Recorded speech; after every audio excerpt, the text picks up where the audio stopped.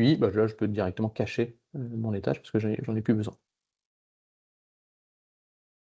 Donc sur cette partie-là, on va commencer par les contreventements. Alors généralement, on commence par la toiture. Oui, on peut commencer par la toiture d'abord. Donc ici, on peut générer ici les surfaces de toiture en automatique. Notre projet, comme on l'avait vu, il n'est pas composé de croupes, donc simplement, c'est un double pente. Donc on va venir supprimer nos plans de toiture au niveau de nos pignons. Et on a ici notre bâtiment. Alors, à tout moment, vous voyez, là, l'IFC, il est caché. Vous pouvez le faire apparaître pour pouvoir vérifier s'il n'y a pas des collisions ou des choses comme ça qui se trouvent dans votre bâtiment. Donc ça, c'est l'avantage d'avoir et d'importer l'IFC en fond de plan, c'est qu'on peut venir vérifier s'il n'y a pas des collisions avec un mur intérieur entre les différentes structures. Alors, je reviens à mon étage. La première chose à faire, normalement, effectivement, c'est de rajouter nos fermes, mais là, pour le cas actuel, je vais d'abord créer les poutres au vent. Pourquoi? Parce que pour ce projet-là, je vais vous montrer une solution qu'on peut utiliser pour stabiliser les murs de l'étage. C'est non pas de positionner les poutres au vent contre les murs, mais sur les murs. Comme ça, on va avoir un double. On va s'en servir également pour la stabilisation, mais également de lisse de chaînage. Donc pour ça, pour changer la position, vous pouvez cliquer sur cette icône-là pour accéder au réglage dans la partie contreventement. Par défaut, ici, vos poutres au vent sont souvent intérieur mur, mais dans l'ossature, ça peut être intéressant de les mettre sur la sablière.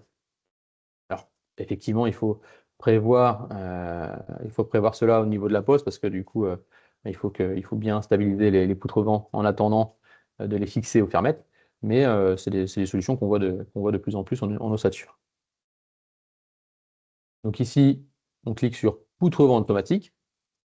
Là, quand je l'ai construit, et c'est exactement de venir se servir des membrures de nos poutres au vent pour venir gérer le chaînage et gérer comme si c'était une sablière pour venir poser notre charpente dessus.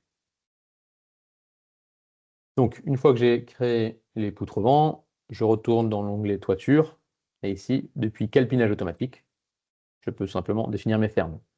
Alors, nos fermes, ici, généralement, on va souvent apprécier avoir une ferme au niveau de ma poutre au vent de pignon pour pouvoir venir fixer ma poutre au vent sous une ferme. Donc là, ce que je vais faire, c'est que je vais simplement, dans les propriétés de calpinage, augmenter le premier anthrax. Pouvoir tomber, alors je connais l'anthrax, j'aurais pu le mesurer, mais je le connaissais forcément, mais pour pouvoir avoir ici notre point de fixation. Donc là, on a stabilisé les murs, on a créé notre structure. Par contre, il nous manque la stabilité des pignons et également la stabilité des fermes.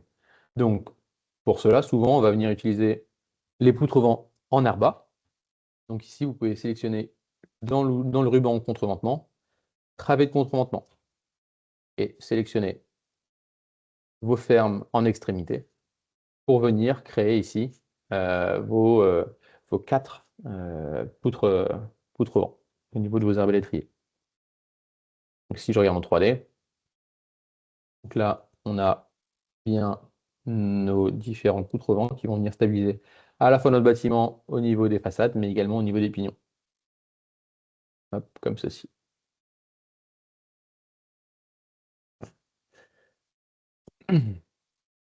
Alors, ensuite, une fois qu'on a fait ça, maintenant, il faut venir les calculer. Et là, c'est là où je vais vous présenter la nouveauté de la version. C'est que précédemment, il fallait sélectionner chaque élément et venir les connecter les uns aux autres manuellement. Donc, on a pas mal de poutres au vent, et à la fois connexion poutre au vent et mur et poutre au vent et charpente. Donc, il y a pas mal de manipulations à faire. Désormais, on a un nouvel icône qui est ici, qui s'appelle contreventement automatique, donc connexion en automatique. Et ça va vous générer tous ces objets-là, toutes les connexions. Donc là, vous avez quasiment 16 connexions à créer manuellement. Maintenant, PAMI, on vous le fait manuellement. Là, c'est un bâtiment, on vous le fait automatiquement. C'est un bâtiment simple, donc imaginez sur un bâtiment bien plus compliqué. Ce qui est aussi intéressant, c'est que si vous sélectionnez la flèche, donc le transfert de charge, vous voyez quels sont les éléments qui sont liaisonnés les uns aux autres. Donc, par exemple, si je sélectionne cette connexion, je vois que c'est la connexion ferme, courante et poutre-vent. Si je sélectionne par exemple celle-ci, ça va être poutre-vent en arbalètrier et mon mur de pignon, etc., etc. Donc ça facilite la sélection. Ensuite également, ce qu'on peut voir, c'est que, bon après ça c'est différence, les propriétés ne changent pas.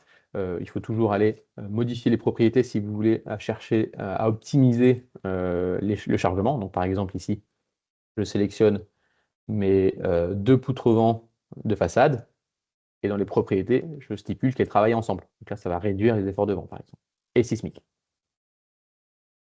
Et une fois que j'ai ça, je peux tout simplement calculer à la fois ma charpente et mes diverses structures, comme ceci. Donc je vais aller assez vite, mais tout le transfert des charges au vent et au sismique sont intégrés. Il y a encore quelques améliorations au niveau sismique à apporter. Là, actuellement, dans la version, on a une nouvelle propriété au niveau des murs, ici, et c'est quand on calcule, on va dire, les charges sismiques, on a besoin de savoir la masse du mur. Donc là, par exemple, on a défini que nos murs étaient à peu près de 65 kg par mètre carré, parce qu'on est sur de l'ossature bois. Et donc ça va venir charger pour la partie sismique nos poutres vent automatiquement. Et une fois que j'ai réalisé ça, je peux tout simplement finaliser avec les contreventements automatiques, comme d'habitude. Voilà. Et pour finir aussi, je n'oublie pas, on a des débords de toiture, donc on peut venir en automatique créer ici hop, mes échelles de toit. Celles-ci sont non structurelles, c'est pour ça qu'on ne les calcule pas. Donc là, j'en ai fini avec le plancher, j'en ai fini également avec la toiture. Et on va s'attaquer maintenant avec ce qui est le plus intéressant, l'ossature.